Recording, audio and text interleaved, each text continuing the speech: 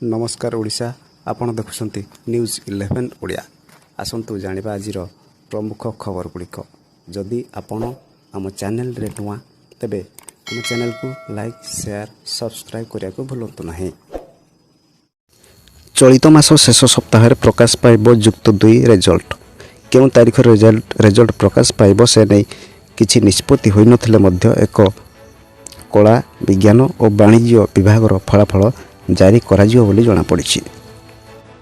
ओडिशा रे 17टी लोकसभा आसन जीतिबी बोली दंभोक्ति देखाइछंती केंद्र गृहमंत्री अमित शाह तथा बीजेपी चाणक्य अमित शाह।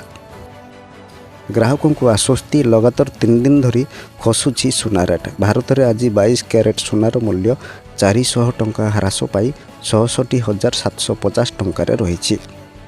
राज्य में प्रथम पर्याय मतदान शेष होईछि। अपराह्न 5टा सुधा 66.54% भोट हार रही। सेहीपरि आदिवासी क्षेत्र में भोट देवाई प्रबल इच्छा थिबा देखिबाकु मिलिछि। गंजाम छत्रपुर 2 जण प्रिजाइडिंग ऑफिसर कार्य अवहेला करिथिबारु मुख्य निर्वाचन अधिकारी कार्यरु निलंबित करिसंती एवं गिरफ्तारी पई जिलापाल को निर्देश दिया जाइछि। शासक दल बीजेडी 100 यूनिट विद्युत छाड़ पर तेजी राजनीति।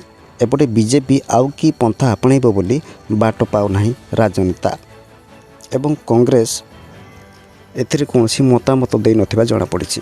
आज मुख्यमंत्री राउरकेला ठारे निजर प्रचार अभियान जोरदार करथिबा बेले सेपटे अमित शाह और ओडिशा पहुंची निजर निर्वाचन प्रचार करिसंती एवं बलांगीर रे कांग्रेस नेता राहुल गांधी जनसभा को संबोधित करिसंती।